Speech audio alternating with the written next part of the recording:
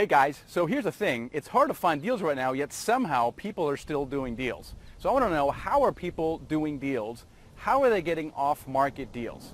So I had the pleasure of interviewing Logan Freeman in podcast episode 175. So it's themichaelblank.com/session 175. And he kind of talks over some of those tips that he does to get off-market deals. But also checked with our mentors who are working with dozens of students what they're doing. So here is the bottom line.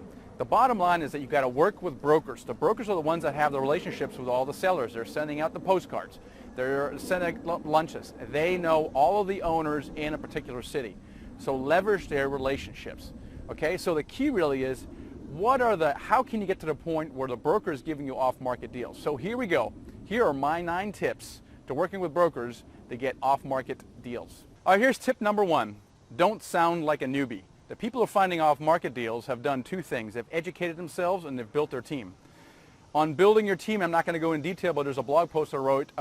It's called How to Build Your Commercial Real Estate Team and Get Your First Deal.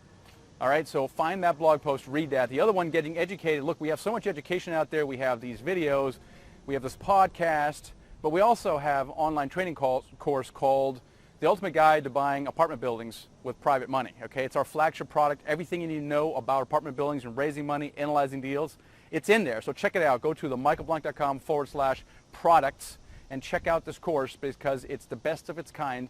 So get educated. That's tip number 1. All right, tip number 2 is solve problems for brokers.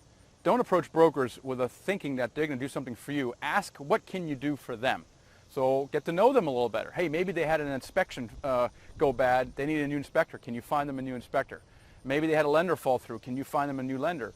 Hey, maybe you can forward them some useful market reports that are related to the city or the country. So really think about, hey, what kind of value can I provide for the brokers? That will set you apart from everyone else. Here's tip number 3. Provide timely feedback on deals. So you get a marketing package in there, provide feedback on that deal within 24 hours. Say, hey, this isn't going to work for me, here's why. If you're struggling with analyzing deals, then use my syndicated deal analyzer. It's like $130. Just go to syndicateddealanalyzer.com and buy this spreadsheet. It's probably the most popular multifamily analysis tool on the planet, and people are using it for other stuff besides multifamily. This will allow you within 10 minutes to make an offer, essentially, provide feedback for the broker, and make an offer. Or say, hey, it doesn't work and here's why. The key, though, is to provide feedback quickly because that sets you apart from anyone else on a broker's list. Feedback, timely feedback. So here's tip number 4. Assure them they'll get paid. There's only one thing a broker cares about, and that is, will I get paid if I let this buyer put my deal under contract? So make sure to keep that in your mind and assure them that they will get paid because you're serious, you're educated, you have a team, you have investors behind you. Assure them they'll get paid. In fact, consider potentially paying them extra. Robert Kiyosaki, in his speech on Be, Do, Have, which I've talked about before, he talks about if you want to have money, what do you need first? You need to be generous, okay? You need to be a generous person. How can you be generous? Why not consider paying the broker a 1% extra commission, okay? Now that will light a fire in that broker, and that could, again, set you apart from every other buyer they talk to. All right, so here's another one. Tip number 5, network like crazy. If you talk to people who are doing a lot of deals, like Michael Becker has got 6,000 units. Michael, how do you do so many deals? He is constantly networking with brokers. He's meeting them. He's having lunches. He's having drinks. He's going to ball games, okay? You really got to spend time with brokers. So that's tip number 5. Network with brokers, get to know them a lot. Tip number 6 is hop on a plane before you have a deal under contract. Now, normally in the Ultimate Guide course, I teach that you don't hop on a plane until you have something under contract, which makes a lot of sense because you don't want to defer spending money as much as possible. However, I have observed that people who have, quote, violated that rule are getting off-market deals faster, and that's because they get to know the broker before they give them the deal. Now, the way you do this is you make sure you do all the upfront work first, and you spend 1 to 2 full days in your market, and you talk to multiple brokers, you meet your property manager to tour a bunch of properties, and that accelerates the process. So that's the 6th tip is hop on a plane before you have something under contract and build those relationships. All right, here's tip number 7. Do what you say. This may sound obvious, but you can tell a lot about how a person communicates and what they do after they say. So pay particular attention, especially in the early stages when you're dealing with a new broker.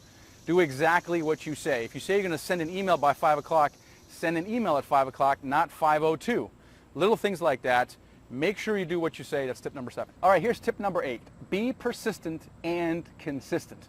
Surprisingly, a lot of brokers don't return your phone calls or emails or even email you when they actually have a live deal. So it is your responsibility to make sure that you are contacting them on a regular basis. Ask them what deals they have. Provide value. Find a reason to stay in touch with them. Very important. Be persistent and consistent. That's tip number 8. And here's tip number 9. Partner with a more senior operator. Okay, if this is your first rodeo, right? Again, we talked about building your team. Consider partnering with a more senior person and approaching the broker from a position of a strong track record. Now, we do this all the time. We at Nighthawk Equity, we partner with people all the time. We've done 9 deals totaling 1,100 units through our deal desk program, right? And it's super, super affordable. You basically have to be a member of the Dealmaker Mastermind. It's $50 a month.